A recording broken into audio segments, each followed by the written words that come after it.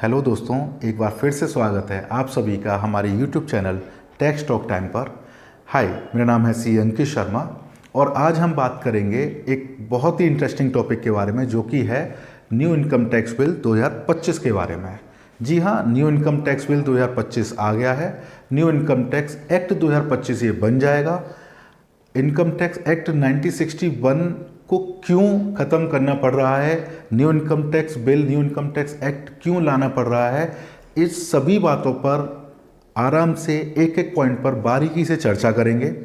एक एक पॉइंट को समझेंगे कि क्यों इनकम टैक्स एक्ट 1961 इतना बल्कि हो गया था, उसके प्रोविज़न इतने सारे हो गए थे, उसके प्रोवाइज़ो, उसके एक्सप्लेनेशन, उसके नोटिफिकेशंस इतने ज़्यादा हो गए थे कि उसको रीड करना, उसको अंडरस्टैंड करना अपने आप में एक बहुत बड़ी बात हो जाती थी। तो उसी को सिंप्लीफाई करने के लिए ये नया एक्ट, ये नया बिल लाया जा रहा है। दोस्तों, एक कन्फ्यूज़न ये भी है लोगों के माइंड में कि अभी अभी जो बजट 1 फरवरी 2025 को पास हुआ है, उसमें जो नया इनकम टैक्स स्लैब लाया गया है, उसमें जो 12 लाख तक की इनकम को एग्जेम्प्ट किया गया है, सैलरीड पर्सन के केस में 12,75,000 रुपये तक की इनकम को एग्जेम्प्ट किया गया है। क्या न्यू इनकम टैक्स एक्ट आने से वो सब बदल जाएगा? तो दोस्तों, ऐसा नहीं है। न्यू इनकम टैक्स एक्ट केवल पुराने इनकम टैक्स एक्ट को सिंप्लीफाइड वर्जन में लाने की एक कोशिश है, ना कि कोई भी प्रोविजंस को बदलने की कोई भी कोशिश है। तो ये कन्फ्यूजन तो आप सभी अपना दूर कर दीजिए कि रेट्स चेंज हो जाएंगे, प्रोविजंस चेंज हो जाएंगे, स्लैब चेंज हो जाएंगे।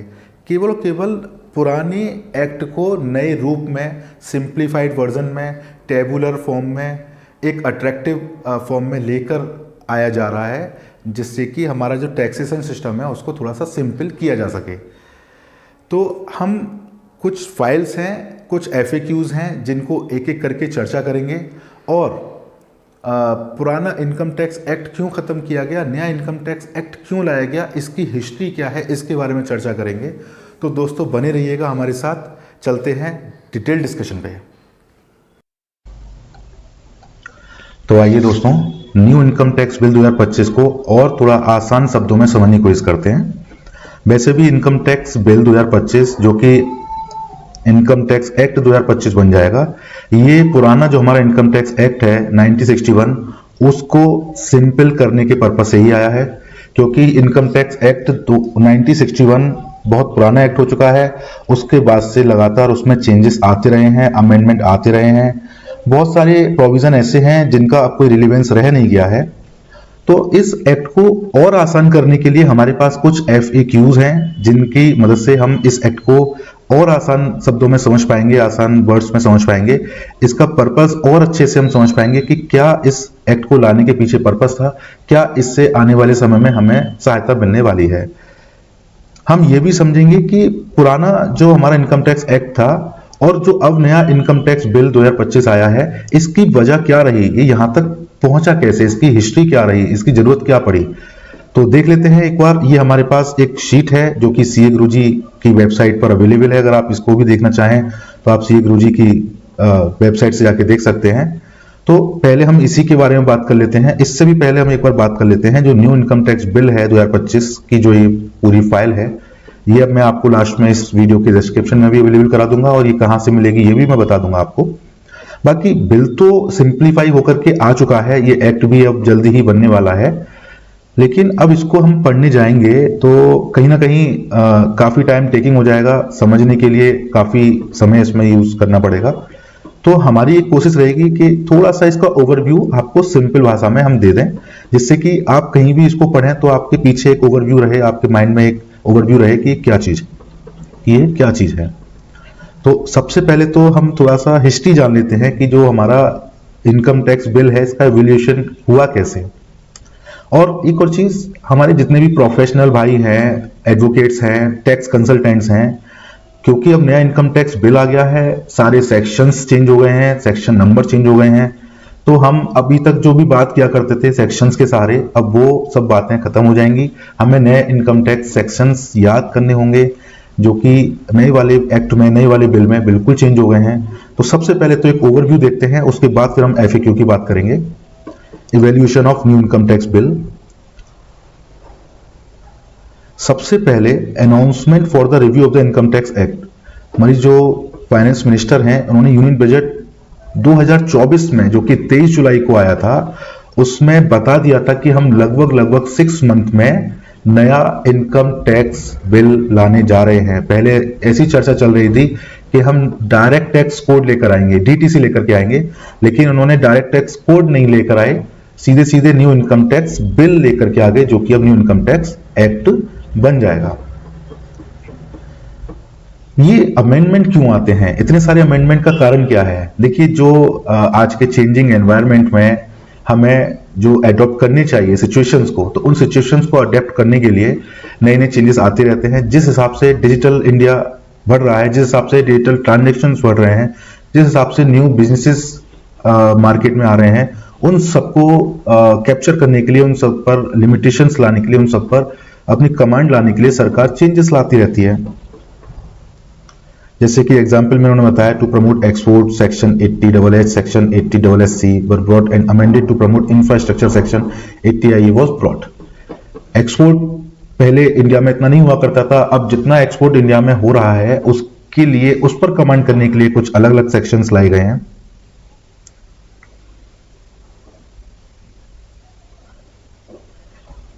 कुछ टाइम पहले ये चर्चा हुई कि हमें जो हमारा इनकम टैक्स एक्ट है उसको रिव्यू करना चाहिए, उसके जो प्रोविजन बहुत ज्यादा पुराने हो गए हैं, थोड़े से पढ़ने में कॉम्प्लिकेट हो गए हैं, तो उसको रिव्यू करें, उसके लिए हम क्या समाधान कर सकते हैं उस पर बात करें।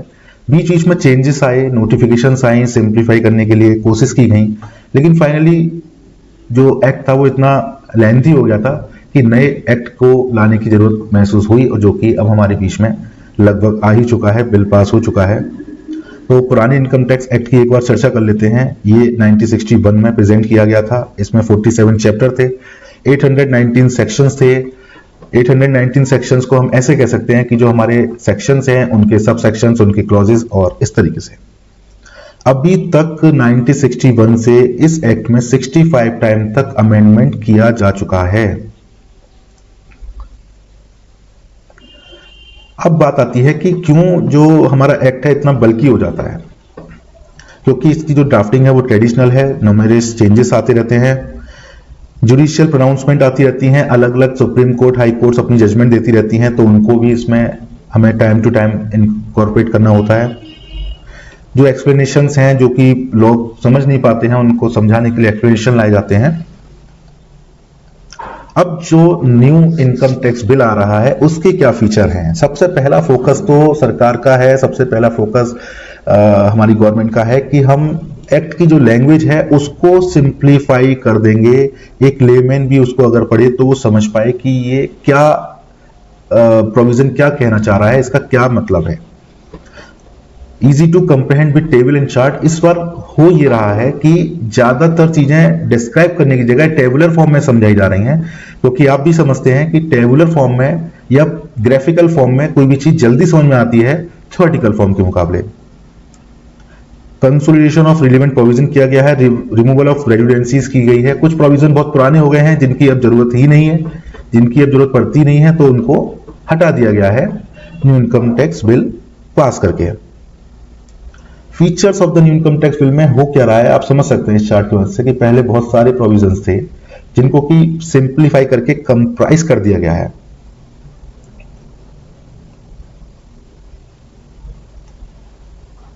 Process involve in drafting new income tax bill. अब न्यू इनकम टैक्स बिल हमारे सामने यहां तक कैसे पहुंचा, थोड़ा सा उसके बारे में बात कर लेते हैं।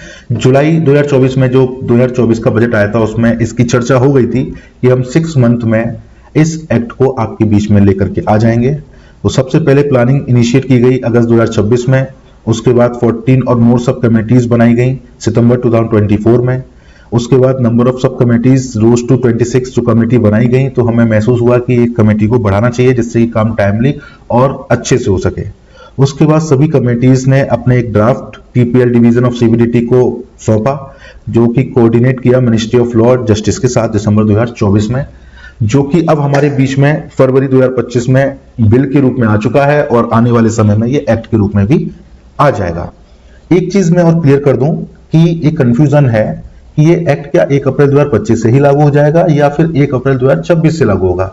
देखिए, अपनी अपनी राय है। मेरा मानना यह है कि ये 1 अप्रैल 2025 से ही लागू हो जाएगा, लेकिन अभी कुछ नहीं कहा जा सकता, मे बी ऐसा पॉसिबल भी हो सकता है कि 1 अप्रैल 2026 से लागू हो। तो इसके लिए क्लैरिफिकेशंस आ जाएंगे और वो भी हम आपके बीच में लेकर के आएंगे।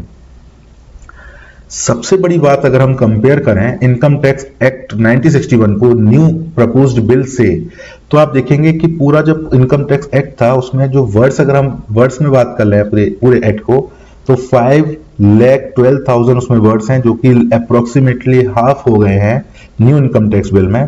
चैप्टर्स भी रिड्यूस हो गए हैं, 47 चैप्टर थे पुराने इनकम टैक्स एक्ट में, जो कि अब 23 रह गए हैं।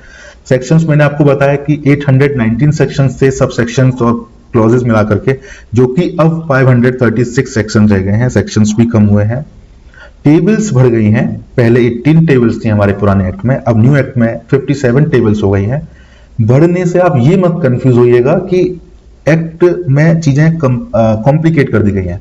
टेबल से चीजें हमेशा अच्छे से समझ में आती हैं, उसीलिए सिंप्लीफाई करने के पर्पज से ये टेबल्स 57 की गई हैं। प्रोविजन एंड एक्सप्लेनेशन पहले भी हमारे इनकम टैक्स एक्ट में थे, प्रोवाइजो एंड एक्सप्लेनेशन, जिसकी वजह से ये सेक्शंस इतने ज्यादा हो जाते थे और एक्ट बहुत ही लेंथी हो जाता था। उसी की वजह से नीड हुई न्यू इनकम टैक्स बिल लाने की, जो कि यहाँ पर अब एब्सेंट होंगे, क्योंकि जितने भी प्रोविजन एंड एक्सप्लेनेशंस हैं वो सेक्शंस के रूप में ऑलरेडी कवर्ड किए जा चुके हैं। ग्लोबल प्रैक्टिसेस अपनाई गई हैं, इवन इंडियन जो हमारे टैक्स पेयर्स हैं, पर्सन्स हैं, उनसे भी सजेशंस मांगे गए कि आपके क्या सजेशंस हैं, एक्ट में क्या इनकॉर्पोरेट करना चाहिए। अगर आप देखें जो हमारा इनकम टैक्स एक्ट है उसमें भी यहाँ पर एक लिंक था जहां पर आप suggestion for revamp of IT act अपना सजेशन भी आप दे सकते हैं। तो ग्लोबली जो प्रैक्टिसेस हैं उसको अपनाया गया है।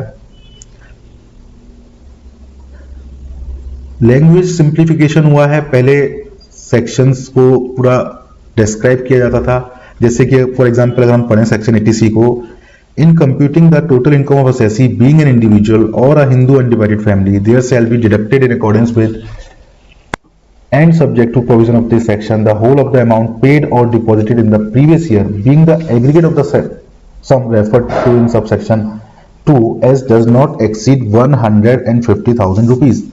बात केवल इतनी सी कहनी थी कि हम जो सेक्शन 80C के तहत अलाउएबल डिडक्शंस हैं उसका जो मैक्सिमम अमाउंट है वो 1,50,000 से एक्सीड नहीं हो सकता। दैट मीन आप 1,50,000 रुपए तक डिडक्शन क्लेम कर सकते हैं। अब नए बिल में कैसे लिखा गया है, an individual or a Hindu undivided family shall be allowed a deduction of the amount paid or deposited in the tax year up to 1,50,000 as per schedule 15। तो इन्होंने अपनी बात को सिंपल कर दिया, कम वर्ड्स में कर दिया और अंडरस्टैंडेबल लैंग्वेज में कर दिया है।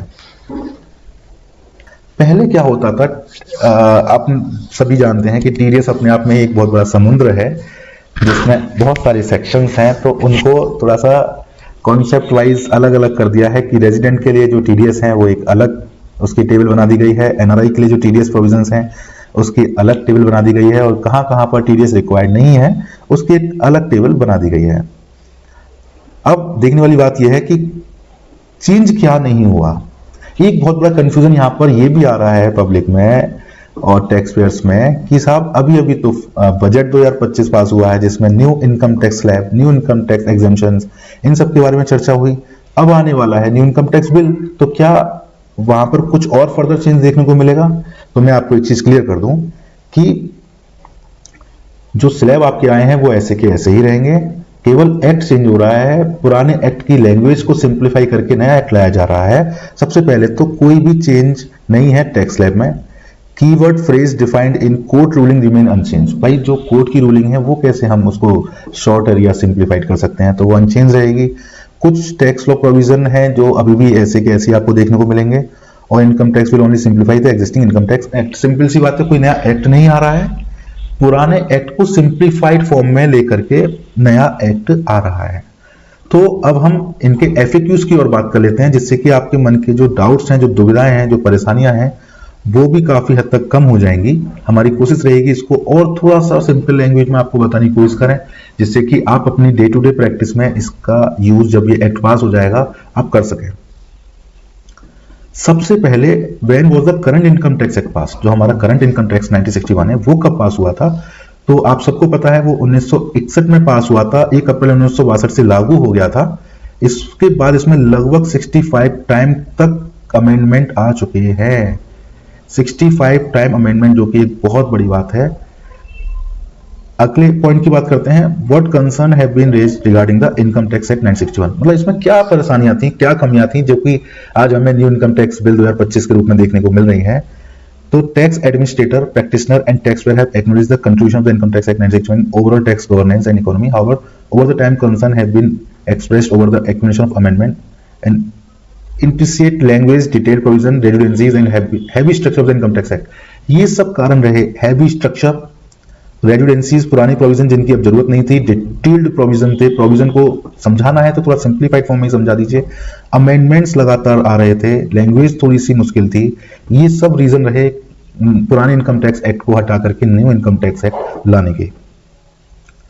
नेक्स्ट है, what are the reason for regular amendment in the income tax act. देखिए, ये तो आप सब जानते हैं कि इनकम टैक्स एक्ट में रेगुलरली अमेंडमेंट क्यों आते रहते हैं। देखिए, आपको पता है हर साल फाइनेंस मिनिस्टर न्यू बजट पेश करते हैं, हर साल जो हमारे देश की इकोनॉमी में चेंजेस आ रहे हैं, हमारे देश की गतिविधियों में चेंजेस आ रहे हैं, बिजनेस करने के तरीकों में चेंजेस आ रहे हैं, उसको देखते हुए चेंजेस तो एक्ट में भी होंगे, आप सभी जानते हैं। तो इसका तो कोई बड़ा मेन रीजन है नहीं कि ये क्यों आते हैं, अमेंडमेंट तो आते ही रहेंगे। और ऐसा नहीं है अब नया एक्ट आ गया है तो अमेंडमेंट नहीं आएंगे, नया एक्ट आ गया है, इसमें भी आगे आने वाली सिचुएशंस के हिसाब से अमेंडमेंट्स आते रहेंगे।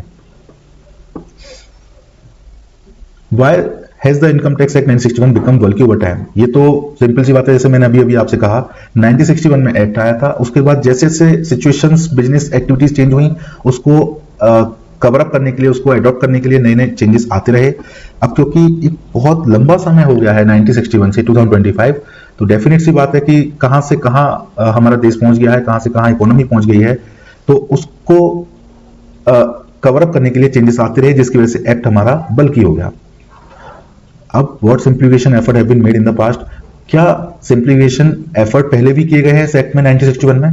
जी सर, पहले भी किए गए हैं, 2009 में भी किए गए थे, 2019 में भी किए गए थे, लेकिन अभी आप देख रहे हैं जो बहुत ज्यादा ड्रास्टिक चेंजेस आ रहे हैं बिजनेसेस में, तो उसको देखते हुए नया एक्ट ही सरकार ने पास कर दिया है।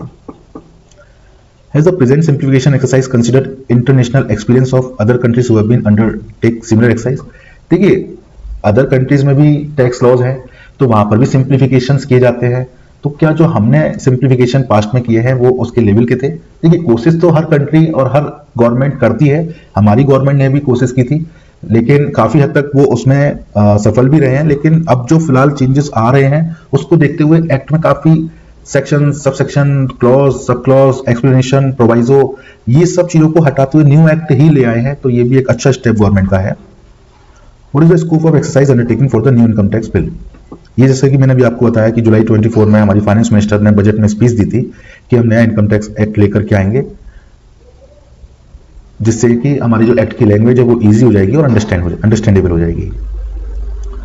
What ground rule are set of making the existing provision concise, lucid, easy to read, understand?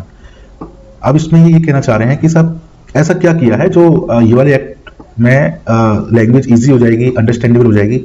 देखिए, मैंने अभी आपको बताया कि पहले 18 टेबल थी पुराने इनकम टैक्स एक्ट में, जो कि 57 टेबल्स हो गई हैं, और भी शॉर्टर सेंटेंसेस कर दिए गए हैं, जिसकी वजह से टेबुलर फॉर्म में कोई भी चीज होगी तो वो ऑटोमेटिकली अंडरस्टैंडेबल हो जाएगी, ऑटोमेटिकली जल्दी समझ में आएगी। आगे हम बात करें, पहले लगभग 1200 प्रोवाइजो थे हमारे एक्ट में, 900 एक्सप्लेनेशन थे, जो कि अब रिमूव कर दिए गए, क्योंकि वो तो एक्ट का ही पार्ट बन गया ना, सेक्शंस का पार्ट बन गया, सेक्शंस को उसी तरीके से ड्राफ्ट कर दिया गया। अगले पॉइंट की बात करें तो whether any consultation have been done with the stakeholder while drafting new bill. जी क्यों नहीं, हर एरिया से, हर पर्सन से, हर स्टेक होल्डर से सजेशंस लिए गए। जैसे मैंने अभी आपको बताया कि हमारे जो इनकम टैक्स वेबसाइट है वहां पर पब्लिक से सजेशंस लिए गए थे, सबने अपने सजेशंस दिए भी थे, और उनको ध्यान में रखते हुए ये एक्ट या ये बिल बनाया गया है। जैसे कि हम यहां पर देख रहे हैं 20,976 ऑनलाइन सजेशंस आई थी सिंप्लीफिकेशन और रिमूवल ऑफ रेजिडेंसीज के लिए, तो रिमूवल ऑफ रेजिडेंसीज की भी गई है, सिंप्लीफिकेशन तो भर भर के किया ही गया है। इसके बाद अगले पॉइंट की हम बात करें, what processors were followed in conducting the simplification exercise. अब इसमें इसकी भी बात कर लेते हैं, stake holder exercise mention.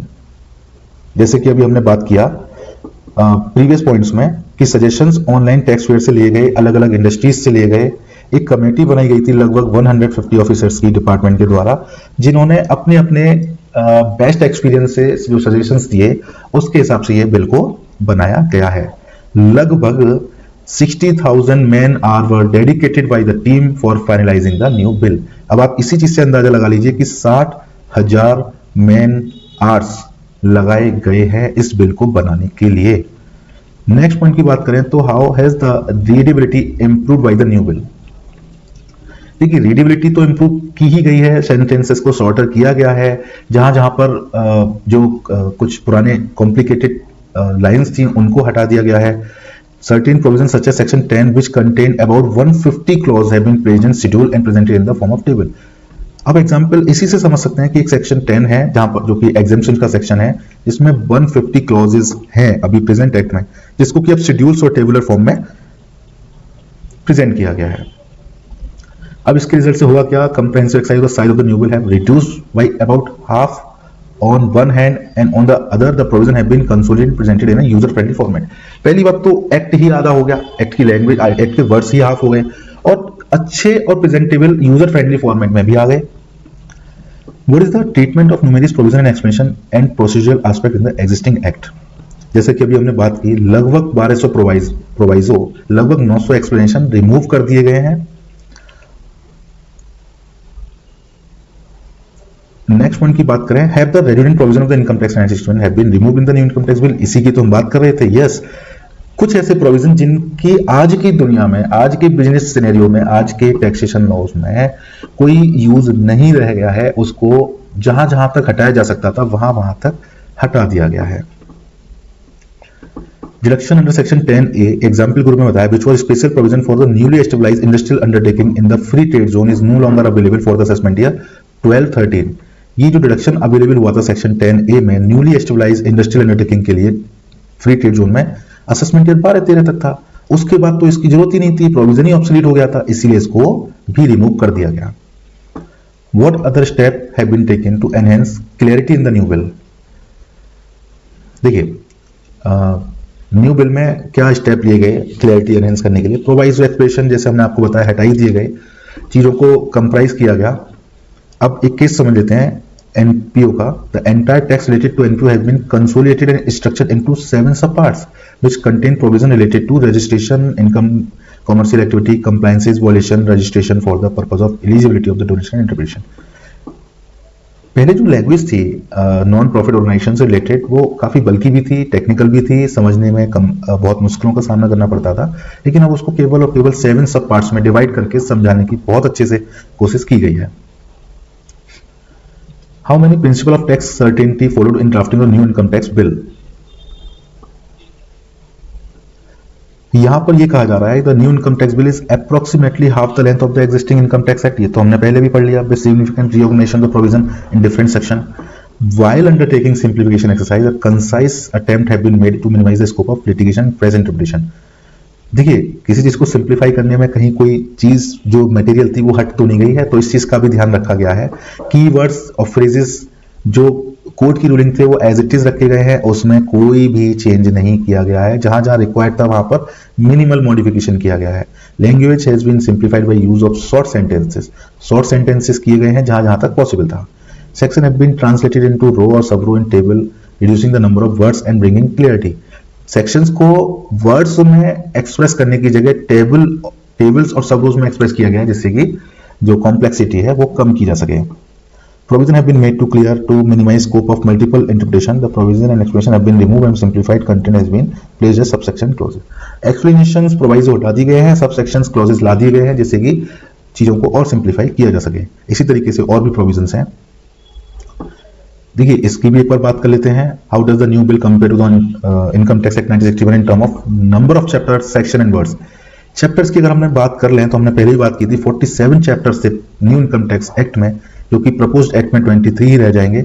Sections जैसे मैंने आपको बताया 819 सेक्शन थे, जो कि अब 500 रह जाएंगे, और वर्ड्स तो अप्रोक्सीमेटली हाफ हो ही गए हैं। 1200 प्रोवाइजो हटा दिए गए हैं, 900 एक्सप्लेनेशन रिमूव कर दी गई हैं।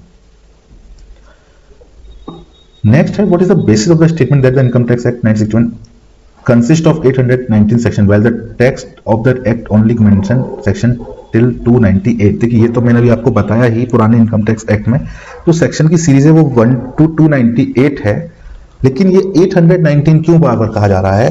देखिए जैसे आप इसी को एग्जांपल से समझिए, section 115 EC, 115 AD, 115 JB, 115 VP, तो सेक्शंस के सब सेक्शंस को अगर हम साथ में ले लें, हमने एग्जैक्टली काउंट तो नहीं किया है लेकिन जब बताया जा रहा है 819 है तो 819 इस तरीके से ये हो जाते हैं।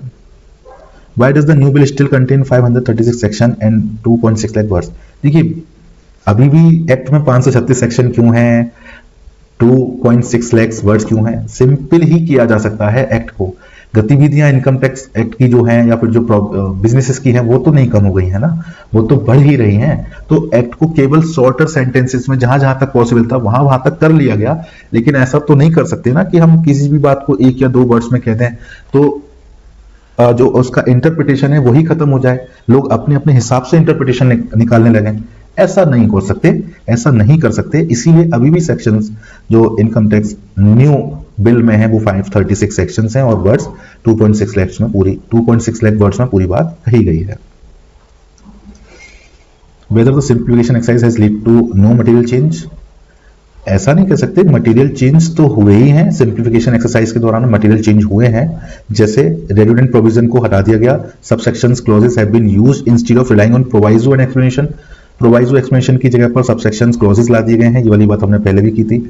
क्रॉस रेफरेंसिंग को और अच्छा कर दिया गया है, सिंप्लीफाइड सिस्टम बना दिया गया है कि किस सेक्शन का किस सेक्शन से कनेक्ट होता है। वो एक इनकम टैक्स एक्ट में बहुत बड़ी बात है जो कि अपने आप में एक बहुत बड़ी वैल्यू रखती है। अगर न्यू इनकम टैक्स में आपको देखने को मिलेगा कि जो क्रॉस रेफरेंसिंग है उसको भी सिंप्लीफाइड कर दिया गया है, जो कि बहुत ही एक अच्छा स्टेप है। टेबल्स का यूज किया गया है, फॉर्मूलेज लाए गए हैं क्लियरिटी को एनहेंस करने के लिए। Whether any mapping of the old and new section will be available? हाँ जी, section wise mapping will be available, made available on the official website of the Income Tax Act Department। देखिए income tax act की जो official website है वहां पर आप पुराने और न्यू इनकम टैक्स एक्ट के सेक्शंस को कंपेयर कर सकते हैं, वो आपको वहां पर मैपिंग अवेलेबल है। एक और बहुत बड़ी बात, एक और बहुत बड़ा कंफ्यूजन जो हम प्रोफेशनल्स में तो हमने बहुत जल्दी कवर अप कर लिया, दूर कर लिया, लेकिन जो हमारे क्लाइंटाइल होता है, जो हमारे क्लाइंट्स होते हैं, जो हमारे सीधे साधे व्यापारी होते हैं, वो हमेशा ही कंफ्यूज रहते हैं कि प्रीवियस ईयर क्या है, असेसमेंट ईयर क्या है, किस ईयर का आईटीआर फाइल होना है, किस ईयर का आईटीआर फाइल हो चुका है, किस ईयर की बैलेंस शीट बननी है। क्योंकि बैलेंस शीट की अगर हम बात करते हैं तो फाइनेंशियल ईयर वाइज ही बात करते हैं, financial year 22-23, financial year 23-24। ITR की बात करते हैं हम हमेशा ही असेसमेंट ईयर के रूप में बात करते हैं, असेसमेंट ईयर 23-24, असेसमेंट ईयर 24-25। तो ये कंफ्यूजन हमेशा रहता है व्यापारी टैक्स पेयर के रूप में कि हमारी बैलेंस शीट तो आपने फाइनेंशियल 22-23 की दी है, लेकिन आपने आईटीआर 1 साल आगे का फाइल कर दिया गलती से, असेसमेंट ईयर 24-25 का। तो उस कंफ्यूजन को दूर करने के लिए सरकार असेसमेंट ईयर प्रीवियस ईयर का कॉन्सेप्ट खत्म करके नया कॉन्सेप्ट लेके आ रही है, जिसमें टैक्स ईयर को इंट्रोड्यूस किया गया है previous year and assessment year को रिप्लेस करके, जो कि एक बहुत ही अच्छा मूव रहेगा। अदर कंट्रीज में भी, ग्लोबल कंट्रीज में भी प्रीवियस ईयर और असेसमेंट ईयर का कॉन्सेप्ट नहीं है, केवल और केवल टैक्स ईयर का ही कॉन्सेप्ट है। तो ये एक बहुत अच्छा चेंज है जो कि हमको इस वाले एक्ट में देखने को मिलेगा। नेक्स्ट है, how many provision of the TDS and TCS have been simplified in the new bill. देखिए टीडीएस टीसीएस के बारे में मैंने आपको बताया कि ये अपने आप में ही काफी बड़ा पार्ट अपने रूप में रखता है, काफी लेंथी इसके प्रोविजन होते हैं। तो उसको सिंप्लीफाइड करने के लिए क्या किया गया है, तो इन्होंने बताया है कि TDS and TCS provision have been made easier to comprehend by providing tables. There are separate tables for the payment to resident. अब इन्होंने उसको रेजिडेंट, नॉन रेजिडेंट और कहां पर टीडीएस लगता ही नहीं है, 3 अलग अलग पार्ट्स में उसको डिवाइड करके सिंप्लीफाई करने की पूरी कोशिश की गई है। What has been done to simplify the provision related to non-profit organization?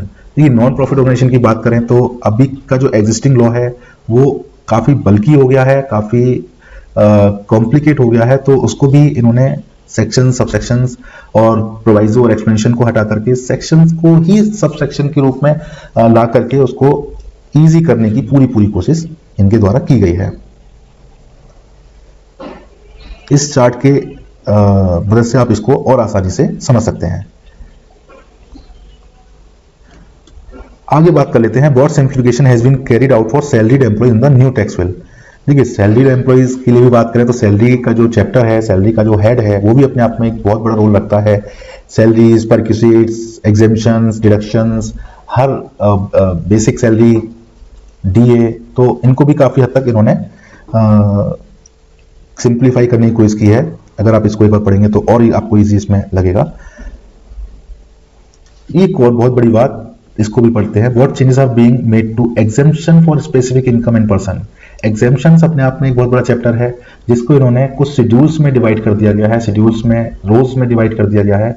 जैसे अगर हम बात करें agriculture income, income exam such as agriculture income, तो उसके लिए इन्होंने शेड्यूल सेकंड में 16 रोज में अपनी बात को कह दिया है। अगर हम बात करें certain person eligible for exemption on certain income such as partner of firm and HUF, इसको इन्होंने शेड्यूल थर्ड में अपनी बात को 39 रो में कह दिया है। नॉन रेजिडेंट्स के रिलेटेड जितने भी एग्जाम्पशंस हैं उसको इन्होंने शेड्यूल 4 में अपनी बात को कह दिया है। Business trust, souvenir wealth fund के बारे में जो भी बात है वो शेड्यूल 5 में 8 रोज में कह दी गई है। अब आप देख सकते हैं कि शेड्यूल्स में डिवाइड कर दिया गया है एग्जाम्पशन को, रोज में कम से कम रोज में डिवाइड कर दिया गया है। आईएफएससी यूनिट्स के रिलेटेड जितने भी एग्जाम्पशंस हैं शेड्यूल 6 में है, और जो पर्सन ही टैक्स से एग्जेम्प्ट है उनकी बात शेड्यूल 7 में कर दी गई है। What are the next step after the new bill is introduced? देखिए आप सभी जानते हैं कि कभी भी कोई भी नया बिल इंट्रोड्यूस किया जाता है तो उसको पार्लियामेंट में पास किया जाता है, जिसके बाद वो एक्ट बन जाता है। एक्ट बनने के बाद कुछ नेसेसिटीज, जो प्रोसीजरल चेंजेस हैं वो पास किए जाते हैं, वो अप्लाई किए जाते हैं, उसके बाद वो एक्ट लागू हो जाता है। How will old and new proviso को exits? Various facts of compliances for the respective year have been mentioned in the repeals and saving clauses in the bill, which will safeguard all rights and liabilities accrued under the old law. कुछ provisions हैं जो कि अभी भी new वाले act में बने रहेंगे। What are the changes on the rates and other policies of the new income tax bill? देखिए रेट्स के बारे में मैंने आपको शुरुआत में ही बताया था कि जो अभी न्यू स्लैब आए हैं उसमें कोई भी चेंज नहीं किया जाएगा। There are no change related to rates since there have been regular amendment to the Income Tax Act 1961 including amendment proposed in the Finance Bill 2025, the Act stand updated from policy respective. All amendment proposed up to Finance Bill 2025 have been duly incorporated in the New Income Tax Bill 2025. ठीक है, changes आ रहे थे, बहुत ज्यादा amendment आ रहे थे, इसीलिए new income tax bill और न्यू इनकम टैक्स एक्ट लाया जा रहा है, लेकिन जो रेट्स बजट में पेश किए गए हैं वो बिल्कुल एज इट इज रहेंगे। Why it is that on comparison to new income tax bill and earlier provision, it is found that in some cases which virtual digital assets and etc there are certain changes. देखिए virtual digital assets concept ही कुछ time पहले हमारे act में लाया गया था, तो उसको अगर हम न्यू इनकम टैक्स बिल में जो हमारे वर्चुअल डिजिटल असेट से रिलेटेड प्रोविजन है और उसको जब हम कंपेयर करेंगे अपने पुराने इनकम टैक्स एक्ट 1961 से, तो बहुत ज्यादा मेजर चेंजेस आपको देखने को नहीं मिलेंगे, क्योंकि अभी अभी तो ये चेंज प्रोविजंस हमारे एक्ट में आए हैं तो वो अपडेटेड ही हैं। लेकिन हाँ, वर्चुअल डिजिटल असेट्स को आज की सिनेरियो में देखते हुए कड़ी नियम लाए जा रहे हैं और आगे भी वो आपको देखने को मिलते रहेंगे। एक बार फिर से हम बात कर लेते हैं, which chapter of the income tax act 1961 have seen large reduction of words as a result of the simplification exercise. ये तो हमने देख लिया कि काफी हद तक चेंजेस हुए हैं, सिंप्लीफिकेशन हुए हैं, वर्ड्स कम किए गए हैं, सेक्शंस कम किए गए हैं, लेकिन किस चैप्टर में सबसे ज्यादा चेंजेस हुए हैं, मतलब और थोड़ा गहराई में जाएं तो हम देखें कि किस सेक्शन में और ज्यादा चेंजेस हुए हैं। तो हम देखेंगे जो एग्जेम्पशन रिलेटेड प्रोविजन थे जिसमें लगभग 30,000 वर्ड्स में अपनी बात पहले 1961 एक्ट में कहते थे, वो अब घट करके हो गए हैं ओनली 13,500 वर्ड्स में। मोर देन 50% रिडक्शन किया गया है वर्ड्स में। टीडीएस टीसीएस की हम बात करें तो 27,000 पहले वर्ड्स थे, जो कि अब मात्र 14,606 वर्ड्स में अपनी बात को कह करके खत्म कर दिया है। जैसे ही एनपीओ की बात करें तो 12,800 वर्ड्स में थे, जो कि अब 7,600 वर्ड्स में कर दिया गया है। तो रिडक्शन ऑफ वर्ड्स की बात करें तो काफी हद तक वर्ड्स में रिडक्शन हुआ है। आने वाले टाइम में एक्ट को पढ़ने में आसानी होगी, समझने में आसानी होगी, टेबुलर फॉर्म में है तो इसलिए भी और ज्यादा आसानी हो जाएगी।